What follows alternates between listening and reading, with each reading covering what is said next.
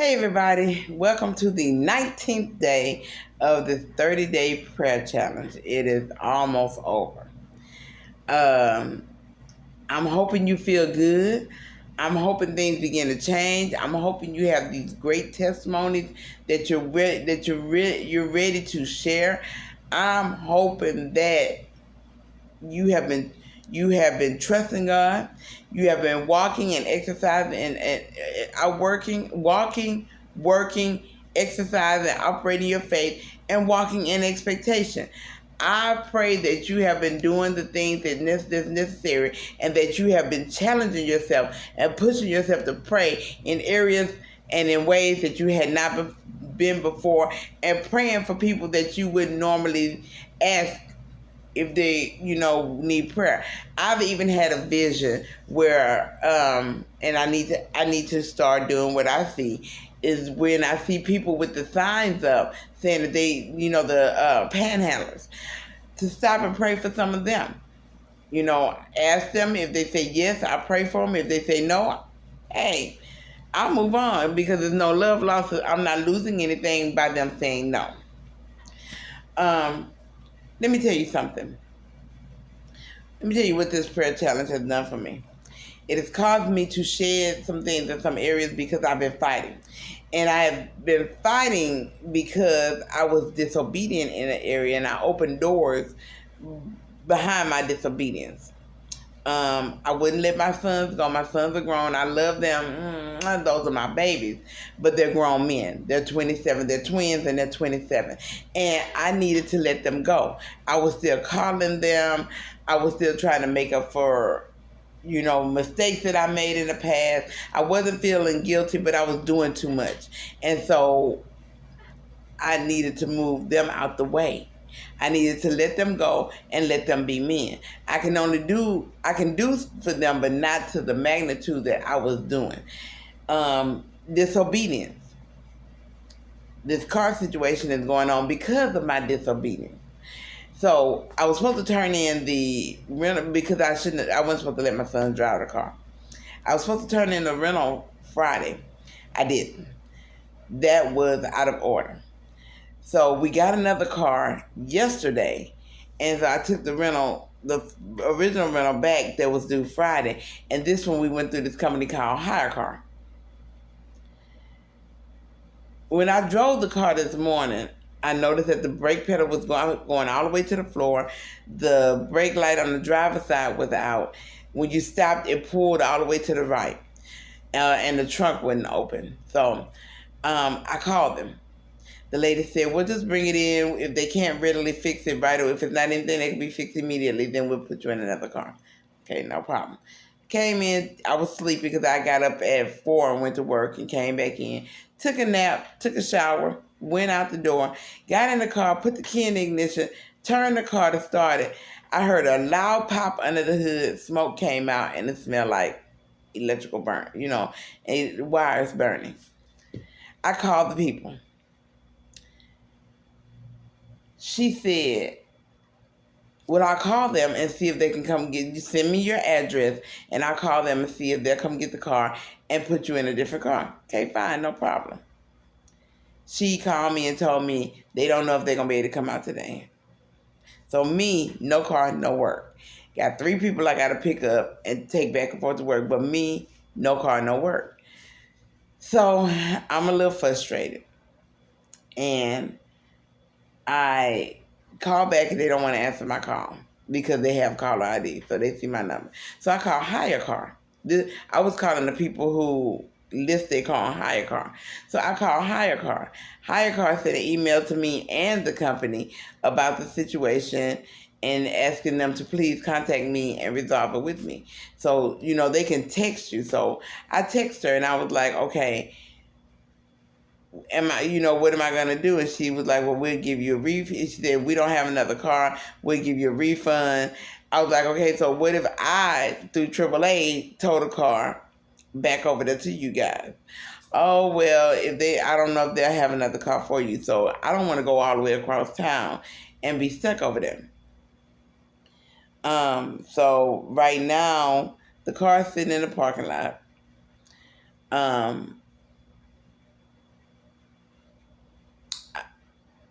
disobedience. It's still disobedience. Why? Because the car, even though I rented the car in my name, my son is paying for it, so we were sharing the car.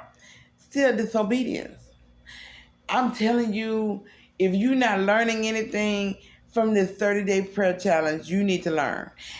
I was running myself ragged trying to get money because I still haven't paid everything I need to pay. My car note is still behind. I'm being honest.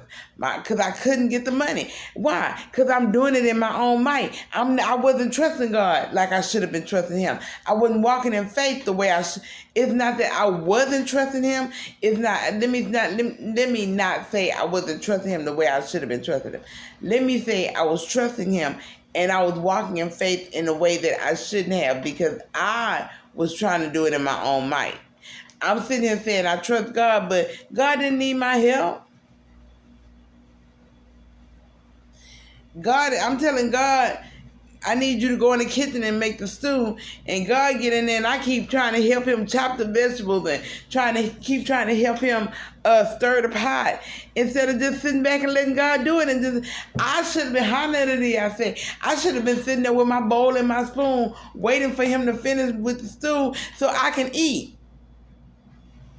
But I'm in there trying to tell him how to cook it, what to put in first, how to chop the vegetables. That's too big. That's too small. You didn't season the meat right. Cut up the meat some more. I telling him, well, God, you don't have to use fresh vegetables. Go and get the can of mixed vegetables and pour it in there. I'm just saying. I don't know. Everybody makes stew different, but I'm just saying.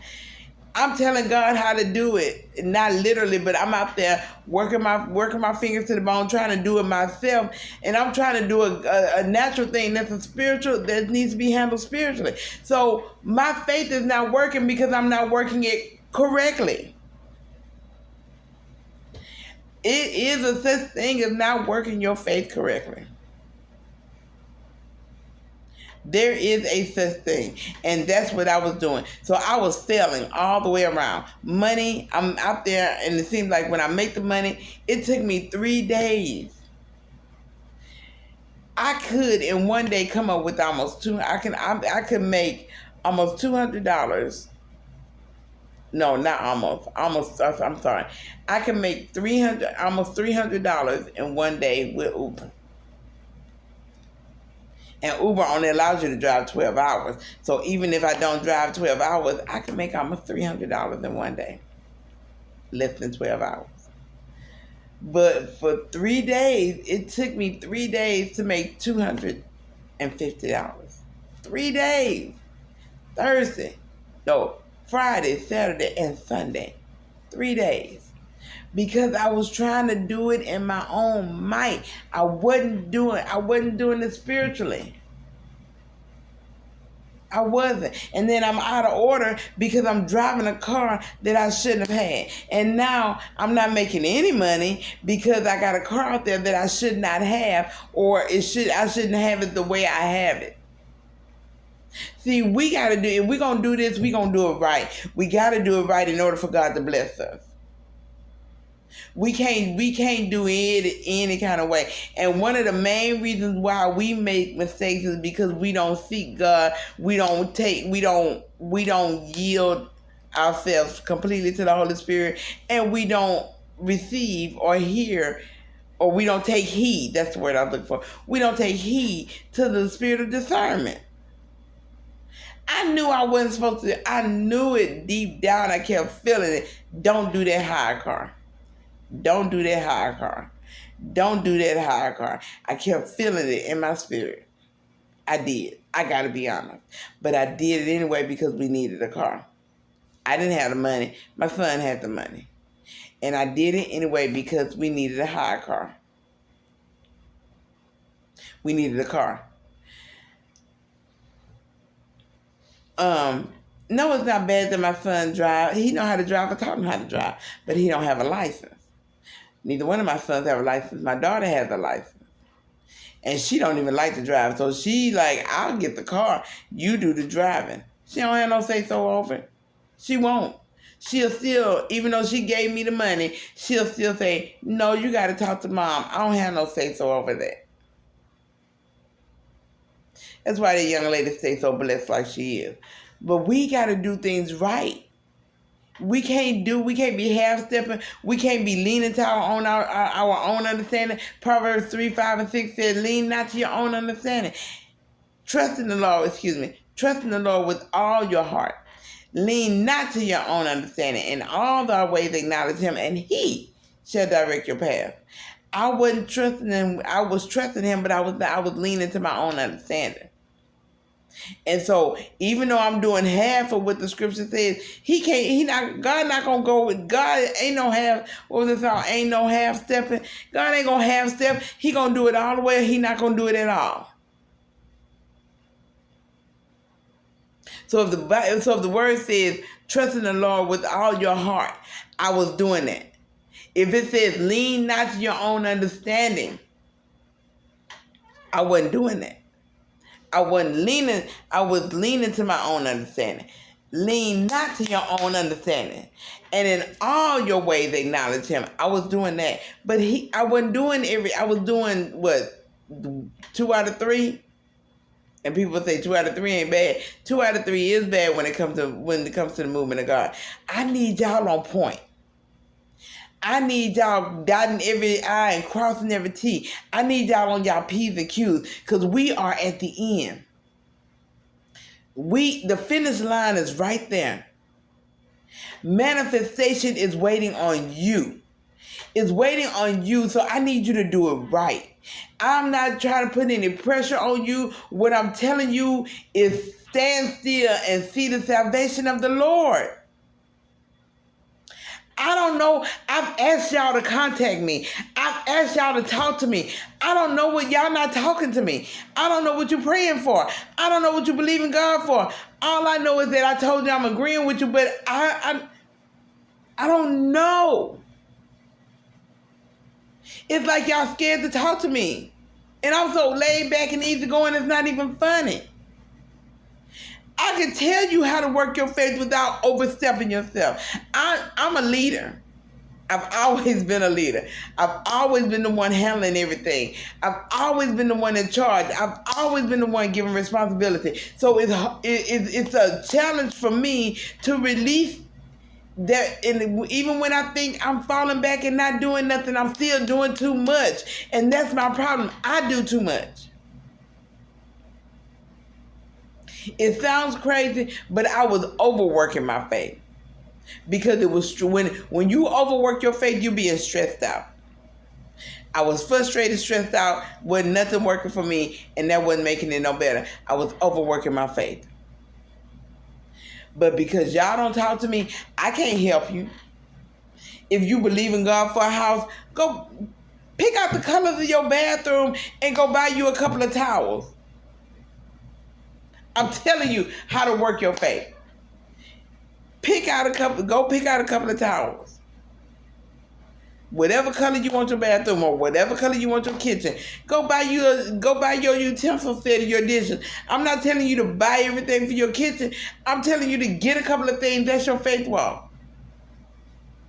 If you want a particular car in a particular color, start getting stuff that you know. Don't get stuff that you may not want in your car.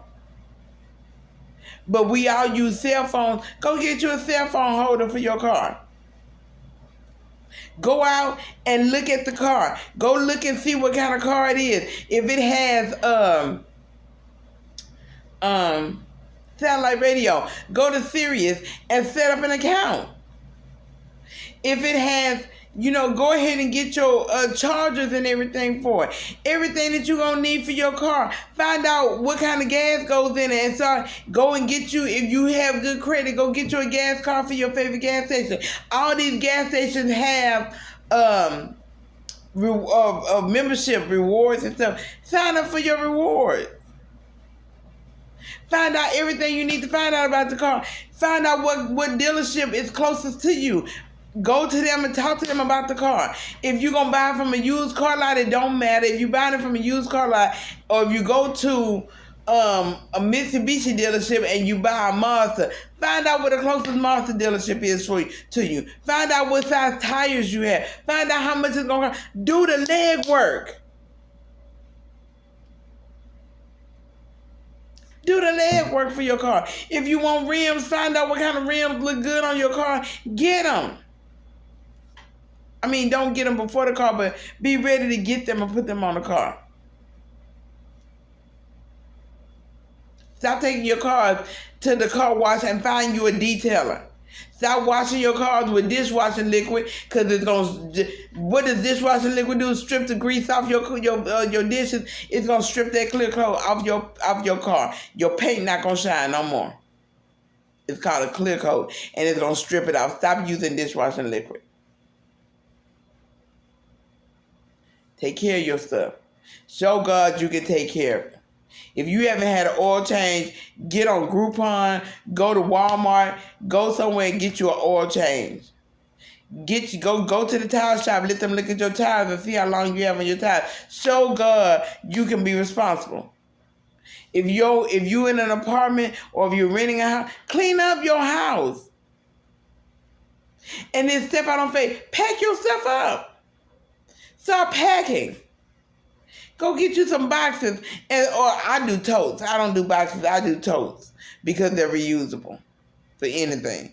Go get you some boxes. Go get you some totes, however you want to do it. Start pricing how much it's going to cost to get you to move. If you're seeking deliverance for a family member or for a child, start speaking life into them.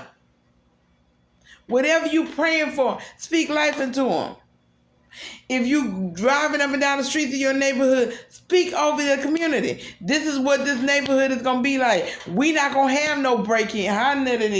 We not going to have no break-ins. We not going to have no problems with this. We not going to have no problems with that. We ain't going to have this. This is not going to happen. This is not going to happen. Speak into the atmosphere. Change that atmosphere. If you living in I lived in Atlanta. If you living in East Point, if you living in the East End, the West End, or East Point, Bankhead, I lived in Conyers.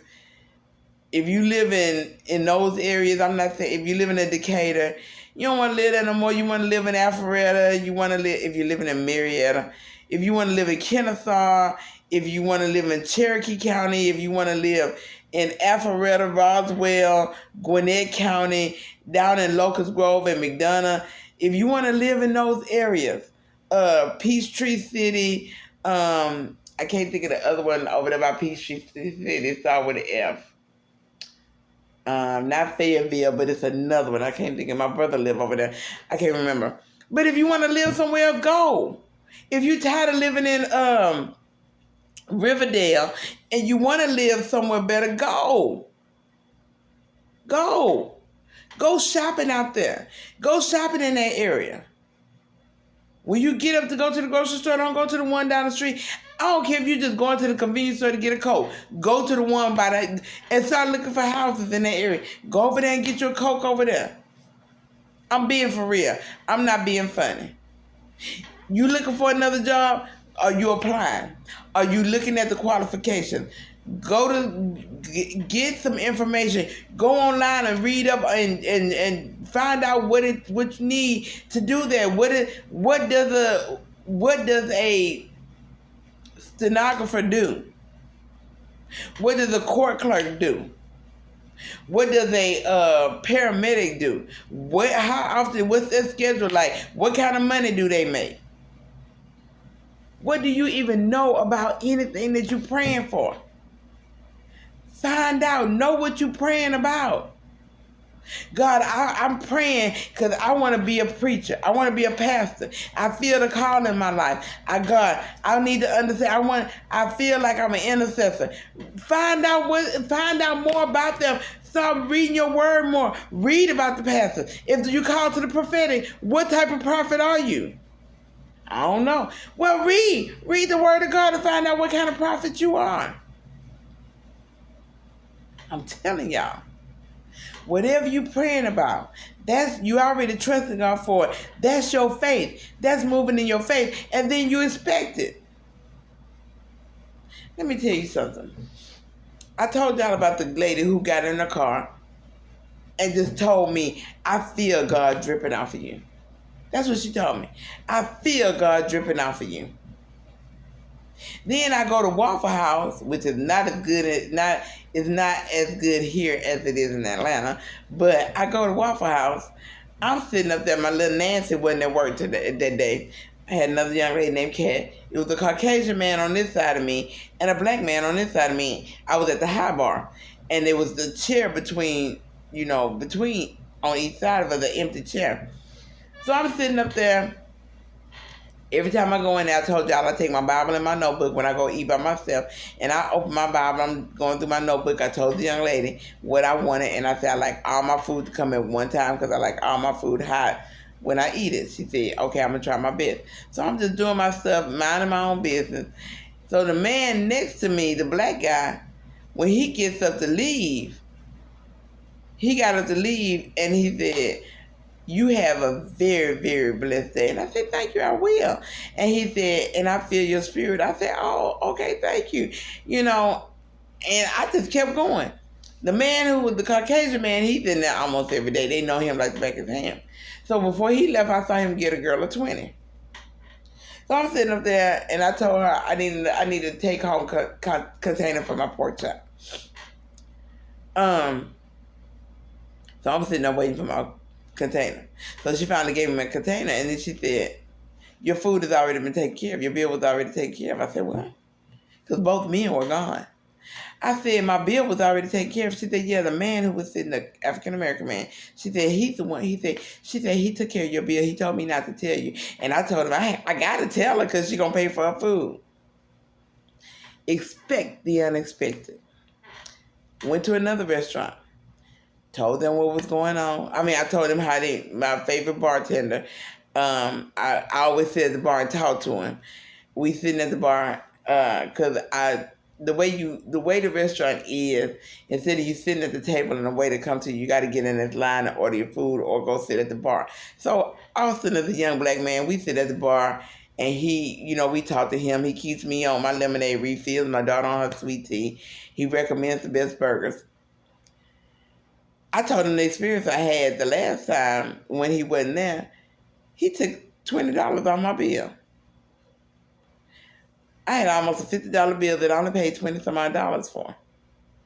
I wasn't expecting him to do that. I was just telling him, expect the unexpected. The man who owns the building I'm in, I went down there and he spoke to me, and I was talking to him because I needed him to fix something for me. And I was talking to him, and I was telling him what just happened with the car. And he said, well, at least you got a roof over your head, so when you need my help, don't say anything. He said, just say the word. He said, don't worry about anything. You and your daughter are good.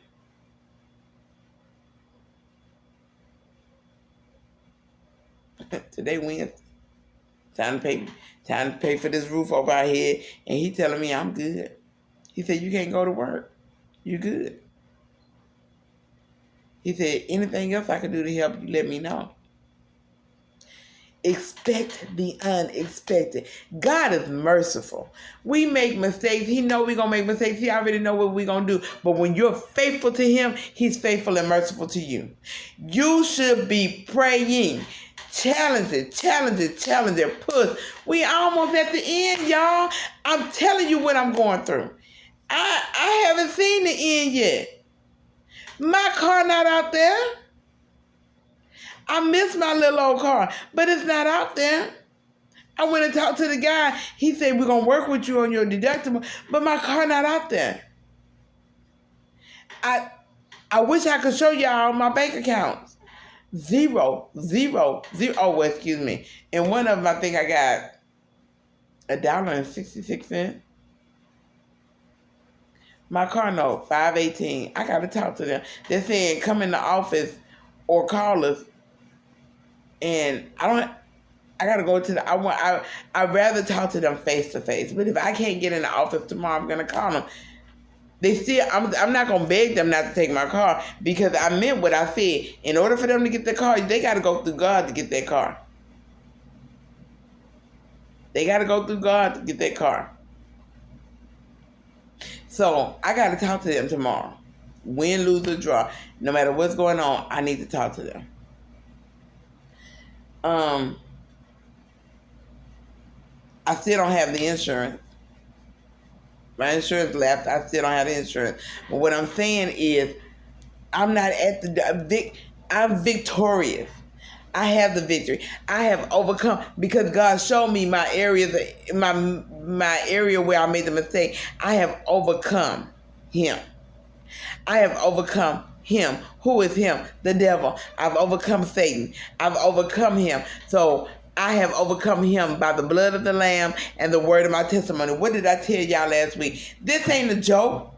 I'm not playing no game. This is spiritual warfare. I'm ready to fight. I'm fighting a spiritual battle.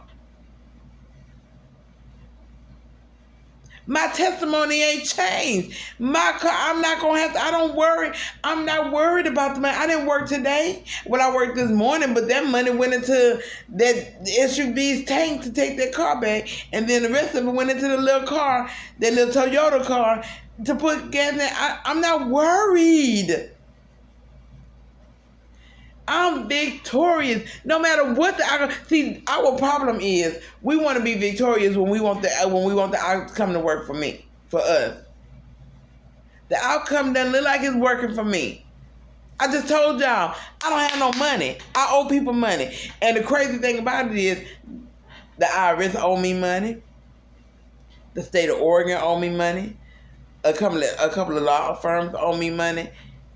I got people who owe me money. But none of them are giving me my money. They're asking me to show them proof to get my money. They're not giving me my money. And that's the crazy thing. If I had all that money that they owe me, everything would be taken care of. But I don't have it. And I'm not worried. God got me. And my testimony is still the same. That all my bills are paid. That my bank account is overflowing. I always confess that my oil vat is overflowing and it never runs empty. It's never empty. And my meal barrel is always full. It's never empty. My well is always overflowing and not empty. I told y'all I get up in the morning. I get up in the morning and I confess. I say, God, I thank you. God, I trust you. God, throw your weight around in my life. And then I pray the Lord's Prayer. And then I recite or I decree Psalms 23. Then I decree Amos 9:13-15, the Message Bible version. It says, yes, indeed. Because I walk in the spirit of expectation. I don't know about you, but I'm talking about me. Yes, indeed, it won't be long now. God's decree. That means God said it. It won't be long now. Things are going to happen so fast, your head will swim. One thing fast on the heels of the other. You won't be able to keep up. So I changed things. I said, things are going to happen so fast, my head will swim. One thing fast on the heels of the other. I won't be able to keep up. Everything will be happening at once. And everywhere I look, blessings. Blessings like wine pouring off the mountains and hills. God will make everything right again for me. I'll rebuild my ruined cities. I'll plant vineyards and drink good wine. I'll work my garden and eat fresh vegetables, and God will plant me on my own land. I'll never again be uprooted from the land that God has given me. God, my God, says so. That's what God decreed. Do you know what all that means? He rebuild my ruined cities. Everything that was torn down, it's going to be rebuilt. Everything that was torn down is going to be rebuilt. My reputation, my ministry, my business, My relationships, everything that was torn down is going to be rebuilt. My plant vineyards and drink good wine. And it says that it's going to roll down. Where is it? I know it's on here. Oh, it says the blessings are going to roll down there. But when you plant your vineyards and drink good wine, that's money. Money. When the Bible talks about vineyards, it's talking about your money. It's talking about your businesses. And it says, I'll drink good wine. That means that my money and my businesses are going to flourish and overflow. I'm going to drink good wine. And then it talks about the garden, me planting my gardens and eating fresh vegetables. I'm going to have plenty. I'm going to have plenty. And it'll be planted on my land, not anybody else's. It's going to be planted on my land. It's going to belong to me. And then I'll never be uprooted from it again. Nobody ever take anything away from me. I won't lose another thing, another day in my life. You better believe the word of the Lord. I'm not going to lose anything. You're not going to lose anything. You need to begin to confess this thing. You need to be confessing it. I'm telling y'all, if y'all won't talk to me. I don't know. I don't know. I really wish y'all would.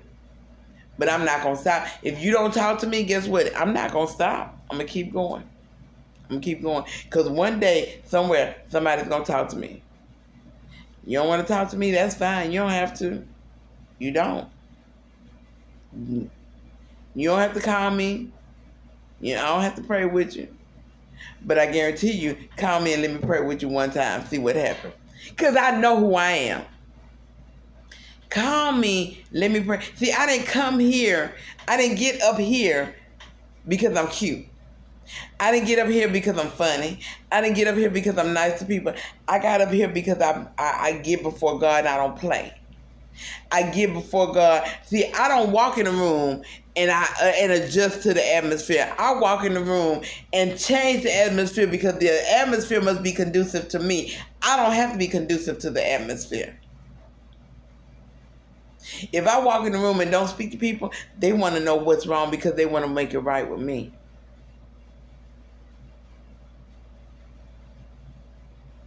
I don't adjust to the atmosphere. The atmosphere adjusts to me. I'm telling you. You better get on the train. You better get on the ball.